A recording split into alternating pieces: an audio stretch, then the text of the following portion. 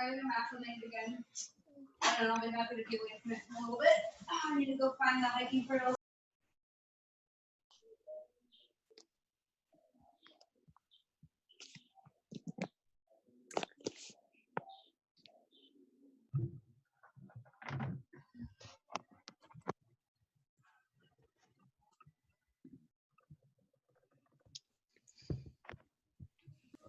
Hi. Hey everyone, thanks for joining today. Hello. We're gonna give just another minute or two for people to get signed in and then we'll get started. Awesome. Hi, Nathan. You didn't hear me. I just love this little space. Oh, good. Really, I do. Holly, try again. Like, Hi, Nathan. looking good, so we didn't have any stuff, so we did just like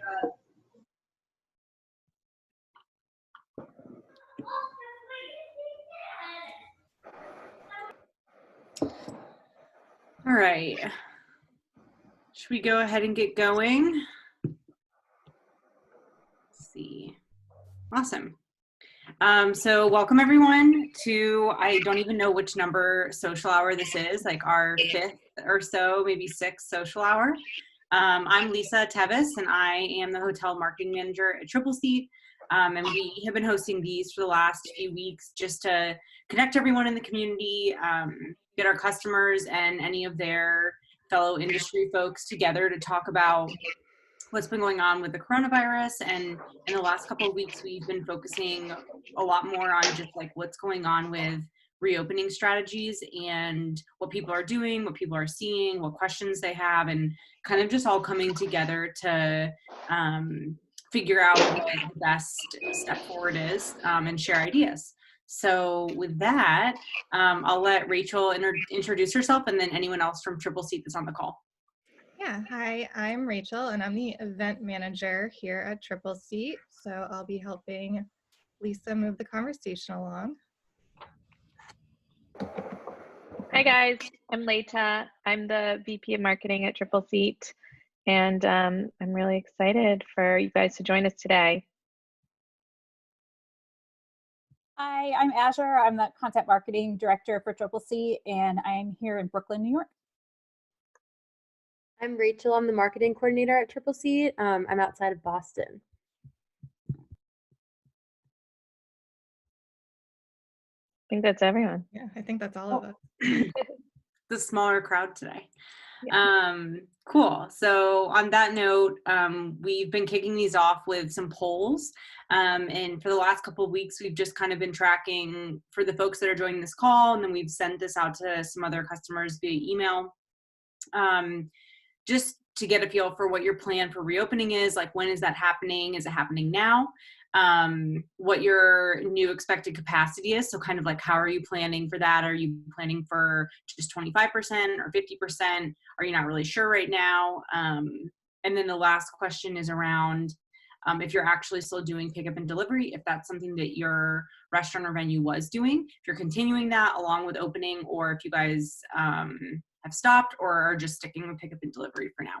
So we'll give everyone a second to kind of answer the questions, and then we can go over the results and jump into what's been going on with everyone. And polling is working this week, so that's very exciting. It did not work last week. And another kind of like housekeeping thing, if you have questions throughout the social hour today that you just want to chat in and kind of get a feel from the group, or if for some reason your audio is not working or anything like that, we're also monitoring the chat function. And, you know, speak up, like if you have anything to share on any topic that we go over. This is really meant to be a conversation, not just Rachel and I talking and asking questions. So we'd love for it to just be kind of something that everybody jumps in when they have anything to share.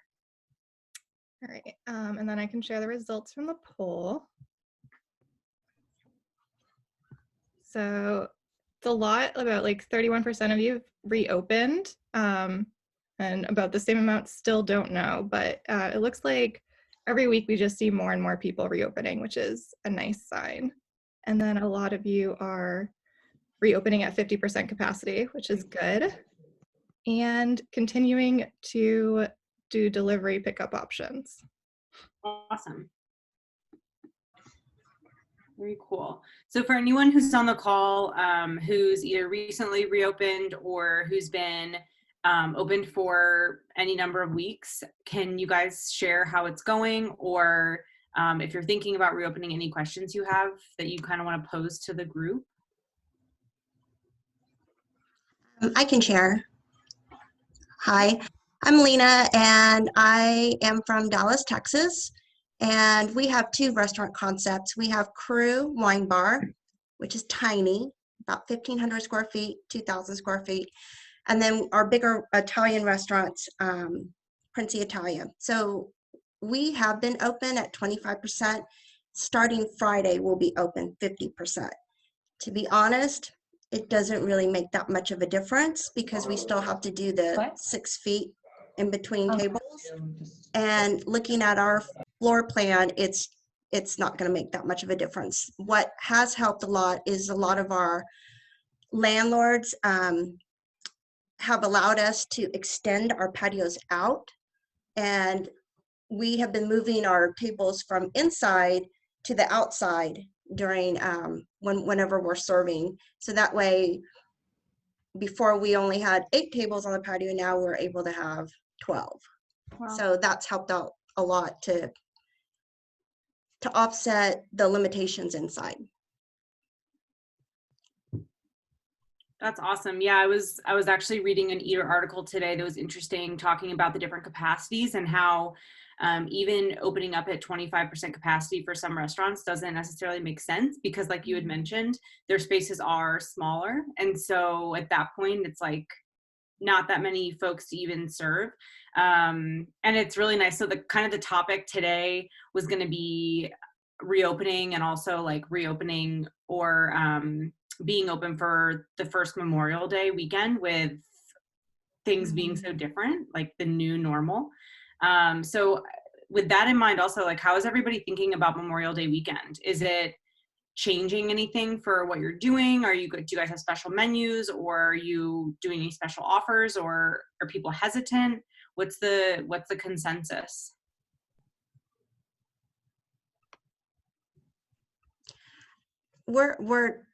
We have an offer every day. We're just trying to promote as much as possible. So we have a Friday night special, Saturday date special, and then we're doing buy one, get one free brunch entree, dine-in only on Sunday. Monday, we're doing burgers and Bordeaux type promotion where they could come and pick up some Napa Valley burgers with a bottle of good red wine. So we're trying to make the most out of every day, just trying to stay on everyone's top of mind. Yeah. You're making me hungry. Holly, are you guys doing anything special for the weekend? No, we're not doing anything special for Memorial Day. So some date updates for us. For you, those of you who don't know me, I'm located in Tennessee, specifically Nashville. I work for a Marshall Hospitality, which our most well-known restaurant is Puckett's. We have 6 Puckett's locations throughout Tennessee. And Tennessee is really unique because there is the state law that we're going by, and then certain counties like Nashville are their own laws based on the health department. So Tennessee as a state, as of Friday, will be opening up to restaurants being able to not have to worry about capacities anymore. However, your tables still have to be 6 feet apart, socially distanced, 6 per table, So with that being said, we've kind of gotten to open up more this week and can now accommodate groups, which we haven't been able to do, as long as we can get away with them being in a room, being socially distanced. So we had we have a group coming up this weekend that's 40 people. We can seat them in a room where we're socially distancing them. So we're slowly starting to see what we can do for groups again. And then our Nashville location, go ahead. Is it a social or corporate? It's a social. That's what they all are right now. Okay. All of our corporate has pretty much Done. gone. Yeah. I've got a couple of groups that are still looking at like September through like November of this year, but I've even had a couple that I've followed back up with that are weary to sign any contracts yet. Mhm. But the one we have this weekend is a wedding for 40 people. Wow. So in our Nashville location, that's still at phase 1, 50% capacity, no gatherings of 10 or over 10. But supposedly we're going to be moving to phase 2 after Memorial Day. And so all the hair salons here are opening on Tuesday. However, the mayor still hasn't said what after Memorial Day is. And I keep saying to people, well, after Memorial Day could be August 13th. So keep making those hair appointments because you might not get your hair appointment next week. So we're still waiting on that part, but at least our other stores are kind of moving. And I think I shared this last week, but what we're finding is our Nashville store, because it's in the heart of downtown where all the tourists and corporate are, we're very slow, extremely slow. Whereas our stores that are in our more rural areas like Franklin and Columbia and Murfreesboro, they're doing better sales than they have before. Not better than they have before, but better than we expected because people are staying home and wanting to go to the local community. So one of the things I heard in a meeting yesterday was that the hotels in downtown Nashville don't want to open till the bars open, but the bars don't want to open till the hotels have the guests for them. So I think we're going to see a little bit of a challenge downtown when people start working. Yeah. So That makes sense. Yeah.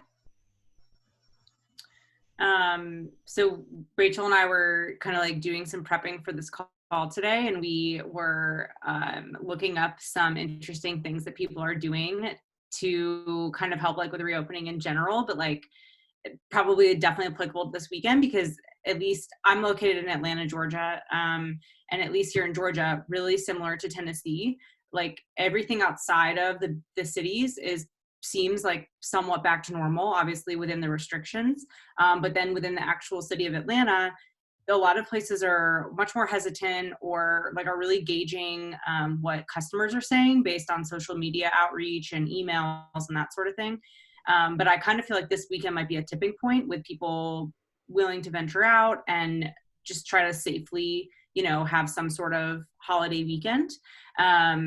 Rachel, I don't know if you want to share some of the things that like you saw that people are doing, maybe good or bad, that are kind of like encouraging folks to come in, or might be kind of odd that people are seeing. To encourage people to come in. So sorry, somebody had asked to raise their hand in the chat, so I was trying to message Let's them. check it out. Yeah.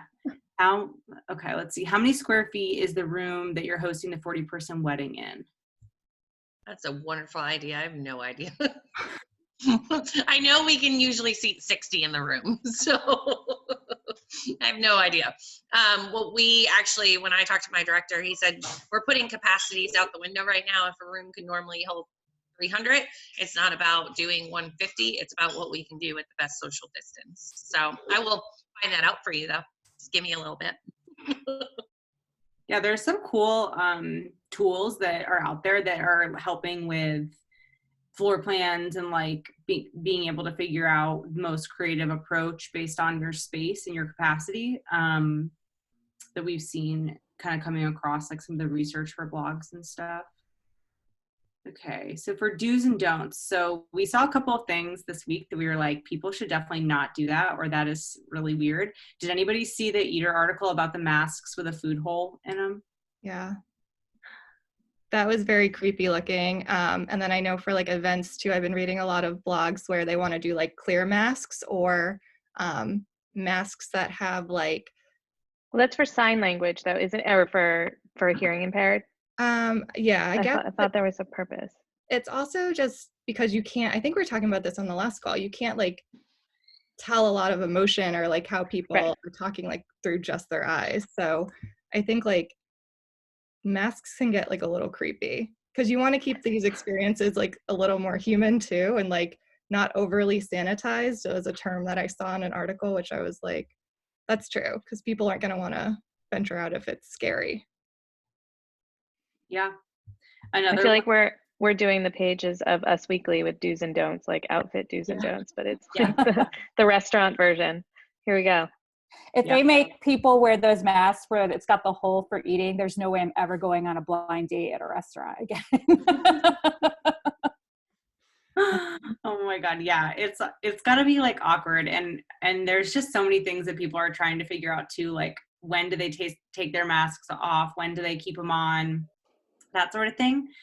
So that was actually some of the do's that we came up with was, things that you can do are like really clearly outline, at least in terms of like, if people should wear their masks when they're going to the bathroom, or if like you don't want a line to form at the bathroom, or if you're keeping all of your traffic flowing one way, for instance. It's really smart to just like outline that. And then there's a couple of places in Atlanta on our belt line, which is like similar to the High Line in New York, that have kind of come up with really fun and creative ways to outline spaces that like different groups can be in. And it's fun and it's creative, and I think it just makes people feel better. Like when I was just looking on social media, it made me think like, oh, maybe we could stop there if we're out and do something, because like A, they're coming up on my feed because they're posting stuff, and B, I have a good feeling of like they're taking precautions. And so really just like sharing what you're doing is a definite do. And then some of the don'ts for like the mannequins. Was that an article that you found, Rachel? So actually, I think Kate on our team found it, but they're getting like creative with outlining which seats people can sit in. And I think we've been looking at like and seeing a lot of trends that people are doing. And I think it's actually like a hotel restaurant or something like that that's putting like mannequins in seats, and then encouraging like the staff to interact with them also. Like the day I have to serve and pretend to talk to a mannequin, I quit. I just can't. They're dressed from the 40s, by the way. That's how they like dress these mannequins. For some reason, they chose the 1940s. Interesting. So I don't know if anyone else is doing anything in terms of like making your space unique or different or trying a creative approach, but we'd love to hear about it. And I'm sure that's kind of top of mind for people as they do reopen. So I'm curious, Holly, you said you're doing the 40-person wedding. My name's Nikki. I own a bar, well, 2 bars in Brooklyn and Queens, New York. And I'm Leita's neighbor as well. Keep up the good job. And I'm curious about the wedding. When you say that like the 40-person wedding, the people are social distancing, are you just setting the tables up separately? Like, is the person who's making the guest list responsible for making sure that that the tables are only the people who live together? Like, how is that working exactly? So that's the way we talked about it, because we talked about this at length. It's a private event. It's a private room. They're not going to be with the public. It's their call. So we're social distancing the tables, and we are not going to have a bar in the room. It's going to be cocktail service, so they won't be able to mingle together. But I mean, if they get in a cluster and start talking, that's on them. We can't do anything about that. And again, it's all friends and family. So I guess if, you feel comfortable going and getting together with, grandma and Aunt June, that's on you, not on us, Right. I'm at risk because I'm pregnant. So there was a conversation we had at our meeting. I was like, if somebody invited me to a wedding right now, I'd delightfully decline, because I don't trust people. I've seen enough people out in public. So yeah, we're doing it where if it were to come back on us, we kept them socially distanced by seating. And if they got up and made a group, they're not affecting the public because they're in a private room with the door shut. Okay. Yeah. Okay. Thank you. Yeah, absolutely. I have a question about that. So I have an engagement party that booked with us, and I was trying to actually get her to delay the event. She wants to have it on the 20th, I believe. It's the 3rd Saturday in June, about a month away. My general manager for that location is not comfortable about exposing his staff. So her party is supposed to be up to 50 people. Our capacity, I want to say, is 88. But when I was talking to my CEO about this, he said there may be different guidelines for private events. So has anyone seen different guidelines for private parties? Is it? So that's actually been something that's been constantly talked about here, because there is no guidelines for private parties, and they're saying no public gatherings of 10 or more, but a private party like an engagement party or a wedding isn't a public party. So the way we talked about it, because we also felt the same way earlier this month, where we had a wedding that wanted us to deliver food to their facility. And I was like, I'm fine delivering it, dropping off and leaving, but I'm not fine putting our staff into it and making them stand there and serve. So as far as for you, I think you could approach it a couple different ways. You can ask your staff, are you comfortable with it? Wearing gloves, wearing the mask, and see if you have a list of people that are like, yeah, I'm okay with it.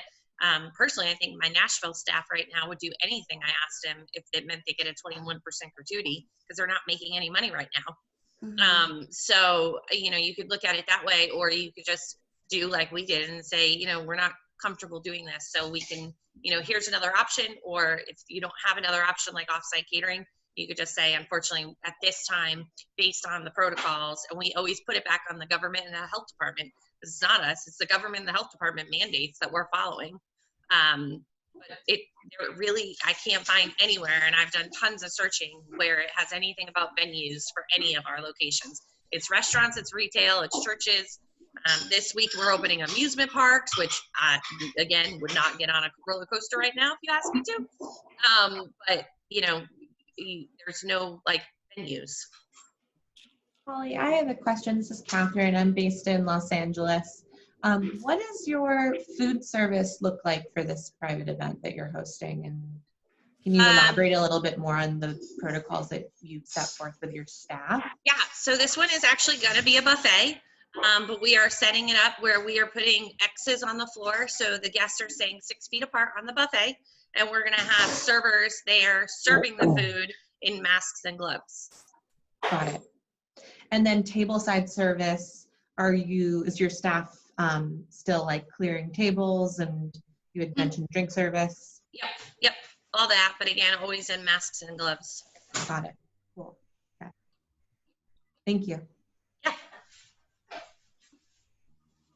And then we had another question in the chat. How are you handling the restrooms? So are there people on the call that are thinking about how they handle the restrooms and spacing people out between that? I can chime in on that. So I'm in Nashville, Tennessee as well. Hi, Holly.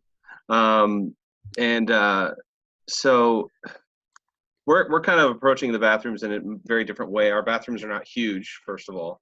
And what we do, and we've kind of instituted a protocol throughout all of our restaurants that we have in the Nashville market, which are currently 6 restaurants in the Nashville market, and then several others throughout the Southeast region. We are basically every 30 minutes we're going in there, we're sanitizing everything, doing a deep clean.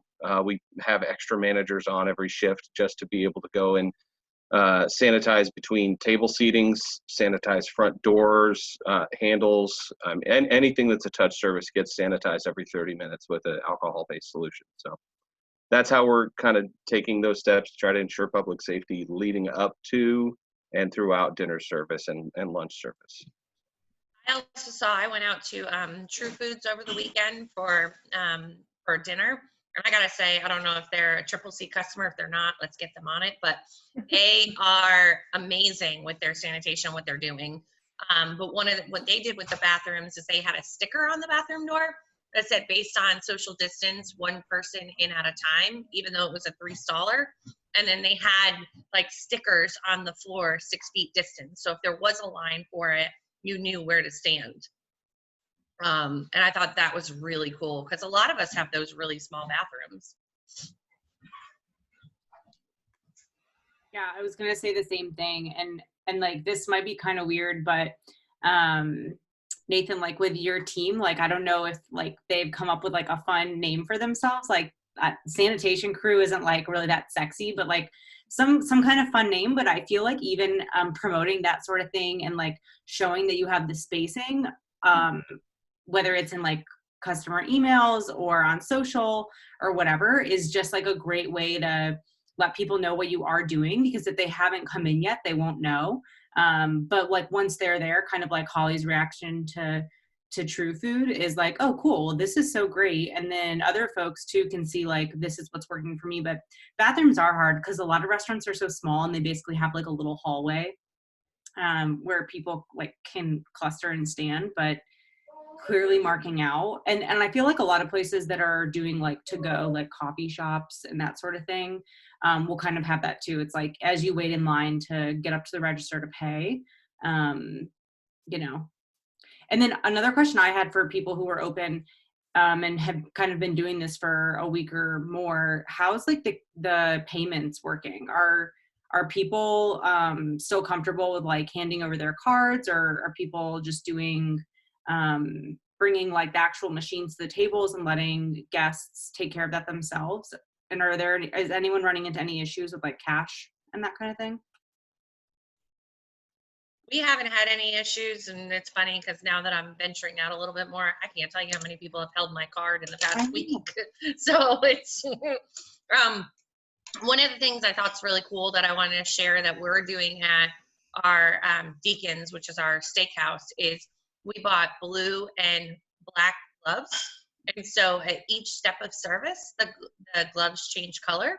So our staff knows, our like managers know, okay, they must be at the drink, order because they're wearing a blue glove. But then when they bring out the food, they're in a black glove. That's, the guests might not notice it. We're not making it a point to say, oh, we change our gloves constantly. But if you're pay attention to detail, you see it. So that being said, when they're at the glove service or at the credit card payment area, they're wearing a different glove and they'll change it out before they hit the next table. So that's kind of one of the ways we've been dealing with it, because we don't have the option to do like a contactless payment right now. We are looking into it with a company that does like the QR code at the bottom of the receipt, and they can pay that way, which True Food is also doing that. I don't work for them, but they made me feel so good over the weekend. They did it on spot. So that's a little plug. Yeah, so that's we're looking into different ways, but we haven't really come up with a way that we want to personally do it yet. I can kind of chime in again if that's okay, as far as how we're handling payments. So one of our, at all of our restaurants, at least the ones that I'm connected to, what we're doing is we have personalized pens that are made for the restaurant with the company name on it. And we have a bin where the pen, if it's been used one time, it goes into the bin and it gets sanitized before it gets put back into the other bin. Same thing with the books and anything like that. Of course, servers are still wearing masks and gloves, all that. But that's one way we're approaching that, is just single-use items and then cleaning them. Yeah, I saw that somewhere. I'm trying to remember where. I haven't been many places, so it should be obvious, but there was a used pen bin, and I was like, oh, this is great. This is smart. Just get a whole bunch of Bics, and, even if it's not your company name, forget where. definitely. Moving more into the private event. I know we started to touch on that. I think we have one more poll around that, so we can kind of see what is going on with everyone, so we can guide the conversation that way. But we're really curious to see if, with so many, I think almost all the states have reopened to some capacity at this point. So has that increased the number of leads that you're seeing and like people reaching out about actual events? And then Holly touched on this, like most of hers are social right now, but we're curious if other people are seeing a mix. And a big topic a couple weeks ago was around like strategies from discounting to waiving F&B minimums. What are your cancellation policies looking like? So we can kind of see what the group is doing and then go from there.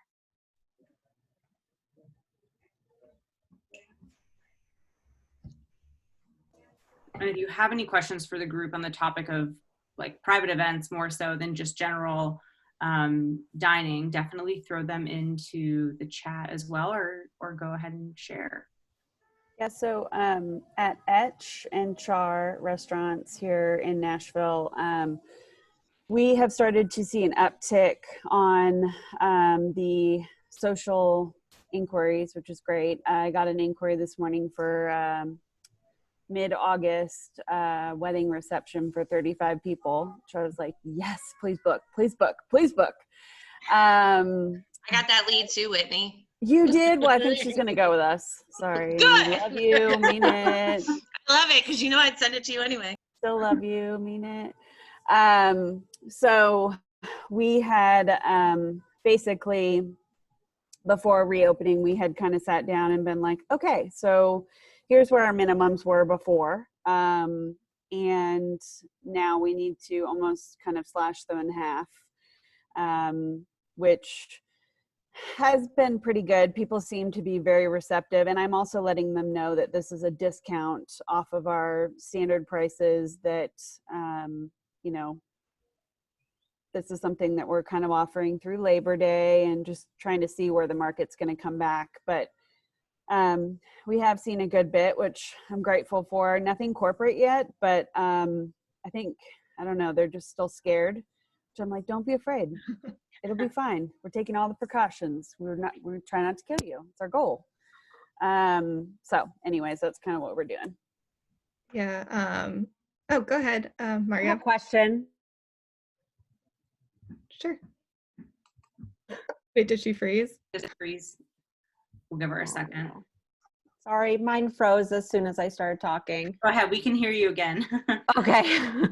I'm in DC, and we're, I think, a little bit behind all the rest of you. We are still shelter in place. Nothing's allowed to open, and we have not even gotten any guidance on what like phase 1 is going to look like and what our restrictions are going to be. So I'm curious what kind of communication tactics everybody's been using for when you're talking to guests who send those leads in, particularly social leads, for within the next year. I'm getting ones where I have to say, I have no idea what the capacity of the restaurant's going to be or of any of our rooms. And because of that, I have no idea what our minimums are going to look like, because they're all based on, all of our private rooms are generally seated by a la carte guests if we don't have an event. So it's all based on revenue. And I just have no way of giving clarity to anybody, because there's been absolutely no guidance for us. And what, if any of you have had that same issue, how you've been kind of encountering that without, I mean, all I've been trying to do is be as like upfront and open with people as possible and say like, sorry, I have no idea. Here's what the pricing and the capacities are in the world we used to live in, but we are not in that world anymore. I can speak to that if you'd like. I have just been super upfront with people, and they've been very, very receptive at both at Chinchar. We also do seat our rooms based on a la carte if they're not booked. So typically we don't book or we try not to book the large private room at both restaurants on Fridays and Saturdays. Those are kind of our like money-making nights. We do have like super high minimums to kind of steer people away from that, although there are still the people that are like, yeah, we'll spend $5,000. I'm like, great, we'll take it. But I also have been putting a little clause in the contracts that I'm sending that just state, you know, per our mayor and governor, we are currently in phase 1. We cannot seat anything over 6 guests.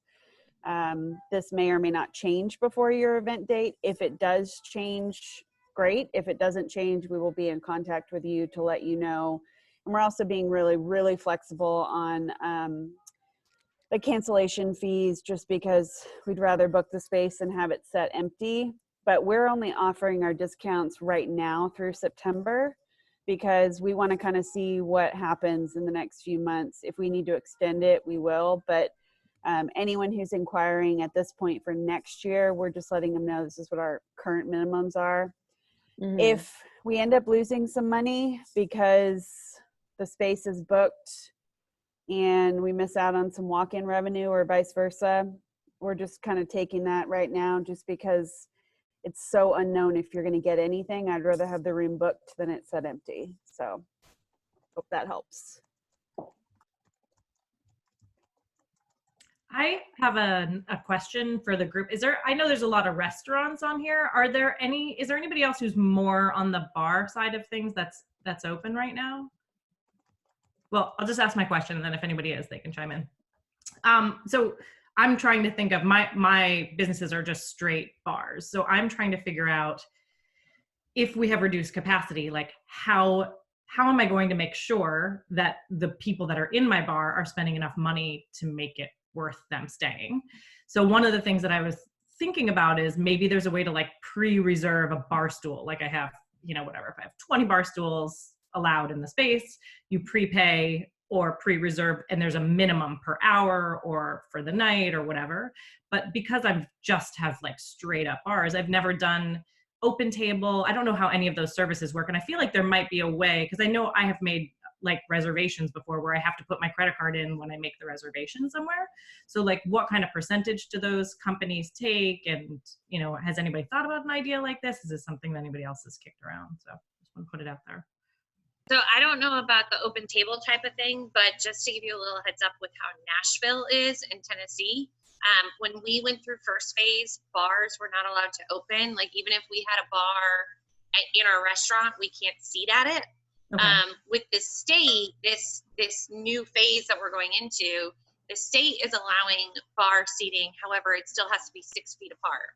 Mm-hmm. So depending on how your bar is and how big it is, it might not even be worth it for you to consider opening until stage 2 or 3, probably even 3, if New York does something similar to what Tennessee does. And I know I've been following Cuomo a lot because I have family in New England. So I have a feeling he's going to be very strict. I don't know. But I guess my question is 6 feet apart. Like if a couple who is married come in, they have to be 6 feet apart from each other? Or you can have 2 people sitting together and then the next people can be 6 feet apart. Like how does it work? So what I'm reading, and I just literally got this through our WKRN app, is that bars remain closed unless used for seating in restaurant dining where there are 6 feet separation between customer groups. Okay. And then live music is permissible with appropriate precautions, which must include maintaining at least 15 feet of separation between the performers and the audience. Okay.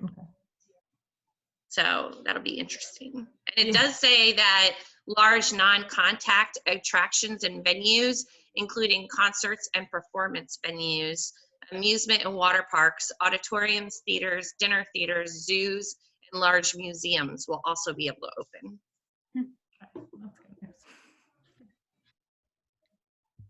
Thank you. I can speak a little to the other part of your question.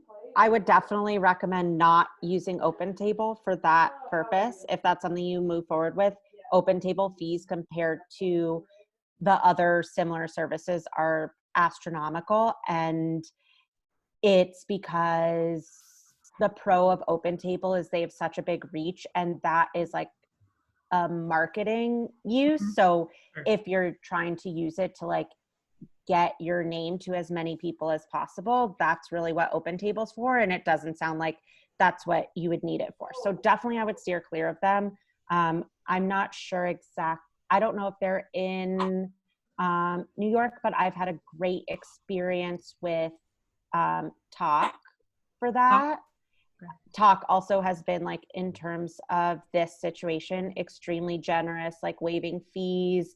Their commissions we use them as a delivery platform, pickup and delivery right now, and their fees are 3% compared to 30% for Grubhub, things like that. So I'm having a great experience with them. They've been super communicative and nice. And because of this crazy situation, they also have needed to start sending out the same kind of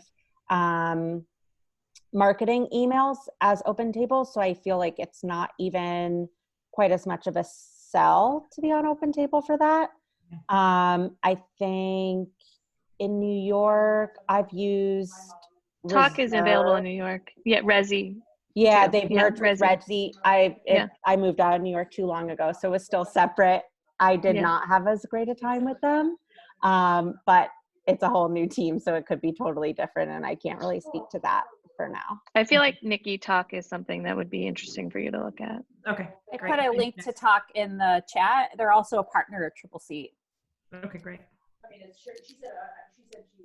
Yeah, and then I haven't like personally seen this yet, but I know that kind of like you were mentioning, Nikki, a lot of places in Georgia are throwing around the idea of like reserving a spot or like reserving seats, and then also having a minimum per hour and even limiting the amount of time.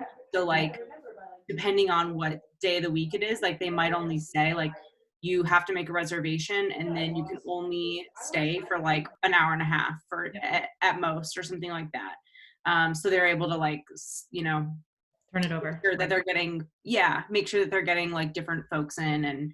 And so it'll be interesting to see how that goes, because I do think bars are kind of unique. And then also I would think if places are strictly bars, maybe getting creative with like additional areas where you can serve people if you have the space, whether it's like high tops or I don't know, like windowsill areas that you're bringing stools. It's Brooklyn, so it's like everything is so small. So like small. Everybody was talking about the bathrooms, and I was like, oh, like our bathroom line is literally, we have 2 bathrooms, but we're busy, and so it's always 7 people, and they block the only walkway in space. Like it's, I don't even know.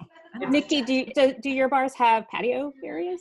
I have a tiny like outdoor, like it's like hipster jail. It's literally just like a concrete block space that's all graffitied and very cool, but it's not like a proper patio. Also, selfish question for me because I live in Brooklyn and plan to come to your bars as soon as they open. Please do. But also, do you guys serve food or are you just bar only? It's just a bar, but we opened a takeout window actually, like I think 3 weeks ago.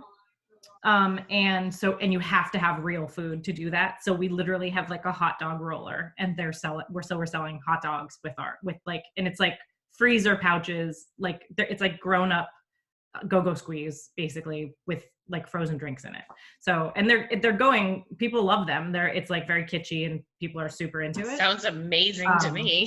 I know, it's like, but I mean, we're a busy like rock and roll bar that has bands in the back. So like, I have no idea what's going to happen when we can't have people like jammed up against each other. Cause that's how we've, stayed afloat. So I don't know. Yeah. It sounds like if you were here, you would have an issue with that, with the 15 feet from the stage. And then, yeah, totally. Yeah. I mean, that's like half the room, literally. Yeah. 15 feet. So yeah. I know we're getting a bunch of like kind of similar combo in the chat.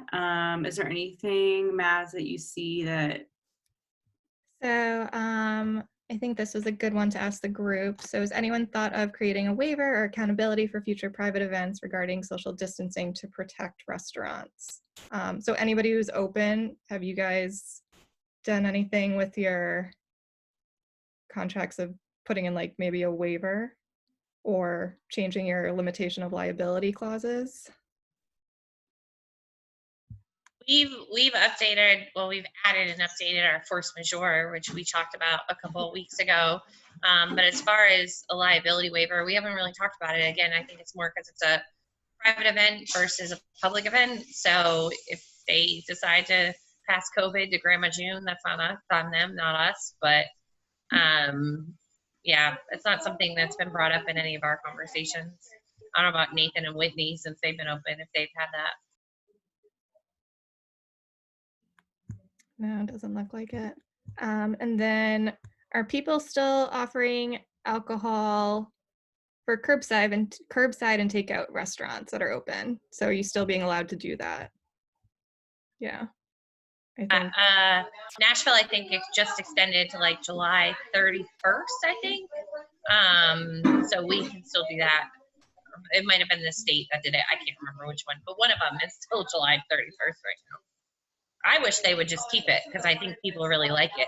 And, it was funny. I actually had this conversation with a friend of mine last night who's also a restaurant owner. Like, we haven't heard about anybody drinking and driving. We haven't heard about any bad accidents through all this. So, like, obviously people are adults and they can pick up their, tub of margarita and bring it home. So, I mean, I don't know why we don't petition to keep that, because I think it's a great added bonus for to-goes. I guess for right now, there's nowhere to get drunk and drive to.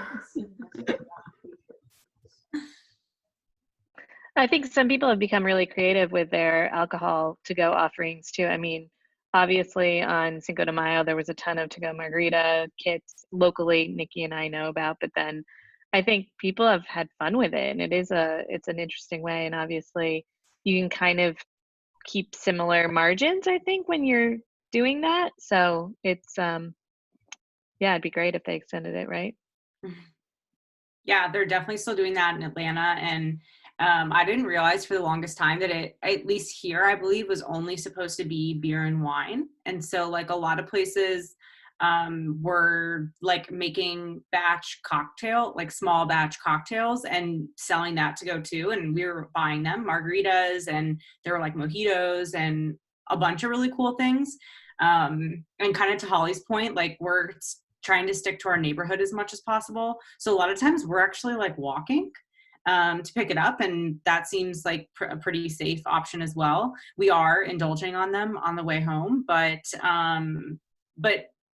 everyone around here is still doing it. And I think that I've actually seen like a bunch of specials on Instagram for local restaurants near me that they have like stuff going on for the weekend coming up.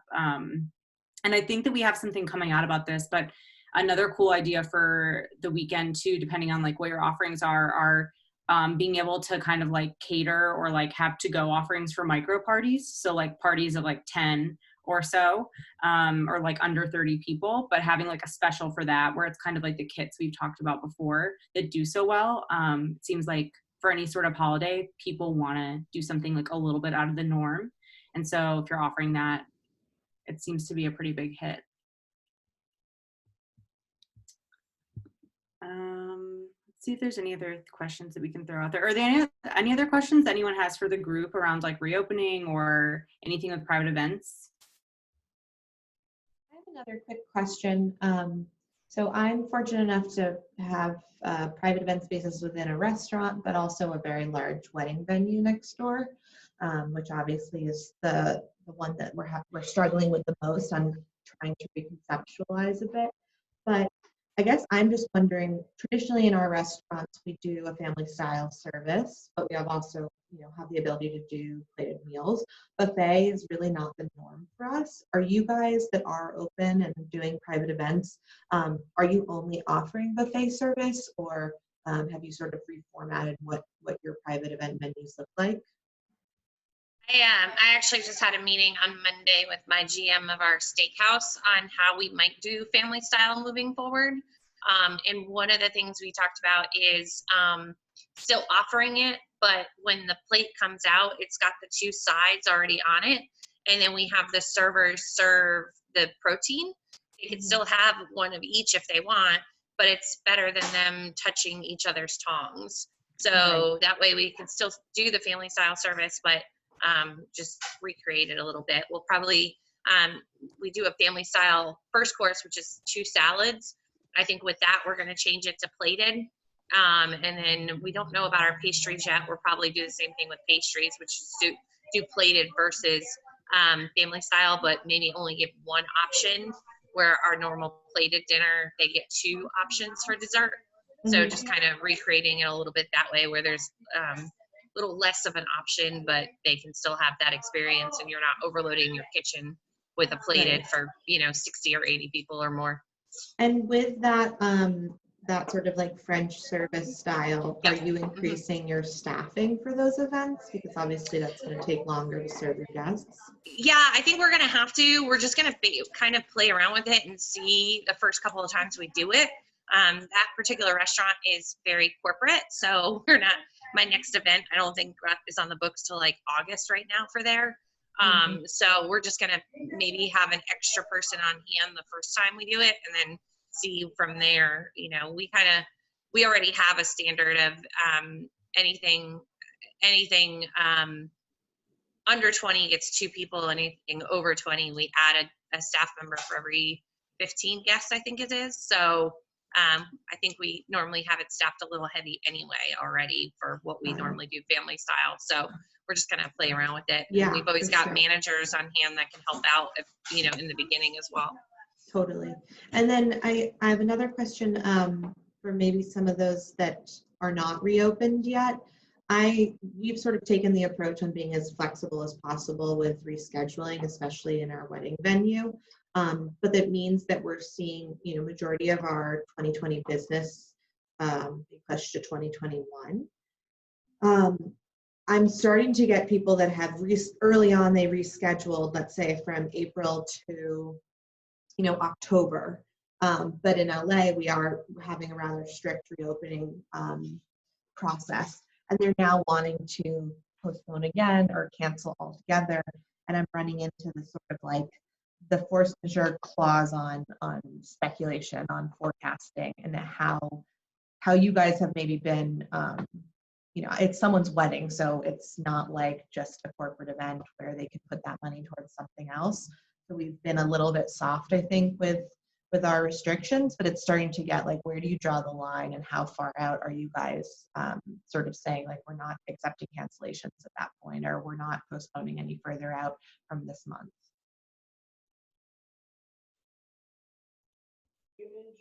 We've been really flexible with that too, mostly because for us, like, we'd rather be flexible on postponing than have to refund all of the deposits when we just don't have the cash to do that.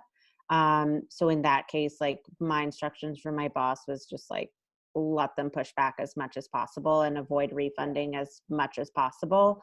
That's probably not like a super sustainable solution, but we also haven't been given a lot of guidance on like what our reopenings going to look like in DC. So it's been hard to set any hard boundaries of like, we know phase 2 is going to start on this date. So if you schedule for later than that, it's on you. We don't have any of that information. Right. So it doesn't feel fair or right to be much stricter than that.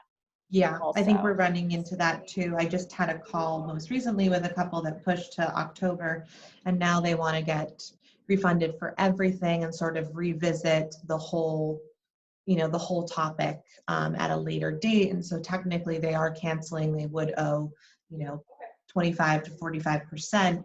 But again, it's so tricky because you're talking about someone's wedding, and it's a time when cash flow is really tight for everybody. So I think it's just now that it's sort of, it's not like before it was just like March, April, May, June, and now it's sort of like, what does it look like the next year? So I guess maybe for states like LA and DC, it's just waiting a little bit longer until we get more information. I've also been trying to let people say, we are canceling the event of the date you have scheduled. We're holding on to the deposit, and you don't need to say a specific date until there's more clarity. And that's helping with the people who are kind of like leapfrogging dates on Right. and on and on. We're just like, let's just say we'll find you a date, and as long as there's availability, we'll give you precedence on it, but we don't need to lock anything down right now, which Right. I think helps people feel more comfortable and also stops that like continuous like on and on and on. Mm-hmm. Yeah, thank you. That's helpful.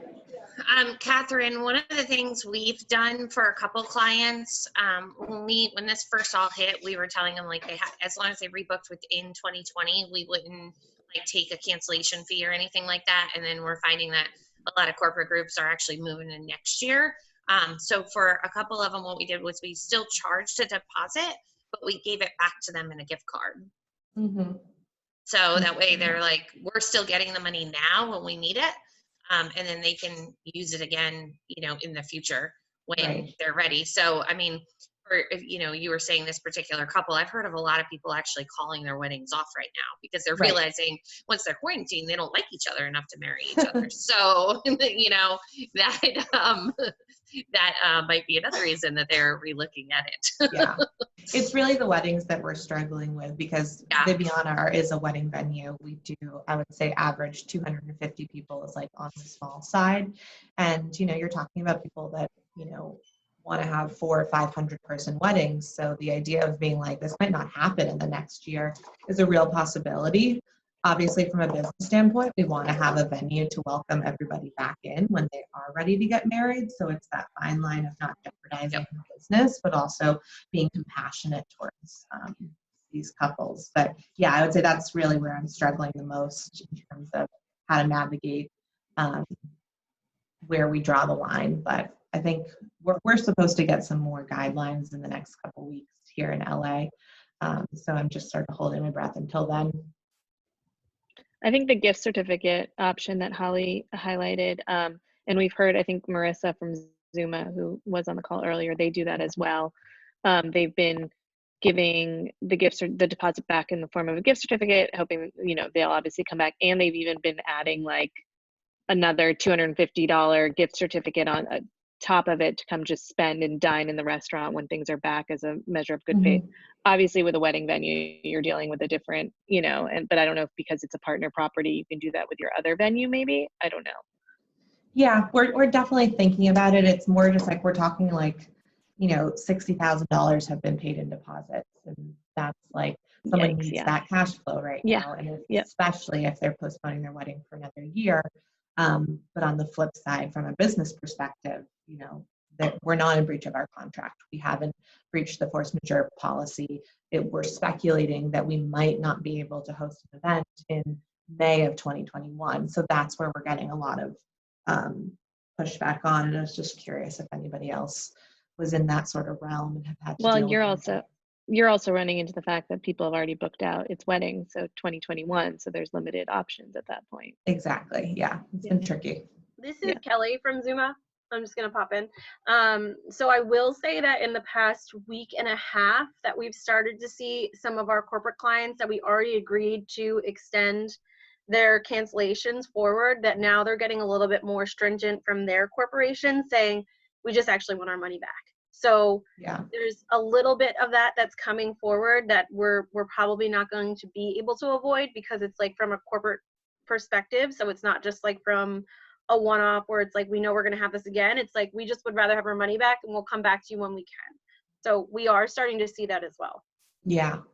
I'd say in the last couple of weeks, people have gotten a little bit more, you can just feel the nerves and the anxiety surrounding it. Like we've received emails that have been very clearly either advised or written by someone that has legal experience. And, we go to our lawyers and they're like, technically we're not in breach. You don't need to give them their deposit back. But on the flip side, we're a husband and wife owned business. So there's just a lot of, there's a lot of compassion on our end of like, what is the right thing to do, For sure. And I will say again, like from our side, I think that what's starting to happen with corporations from here is that, because they didn't think that it would take this long to kind of even see the first kind of leg come about, to get restarted, and a lot of the turns are coming with like the virtual conferences and not meeting and people staying home until 2021, that a lot more of the corporations are starting to shift their focus away from, well, when we rebook, because they don't even know if that's going to happen this year or like even next year. Right. So yeah. Yeah, for sure.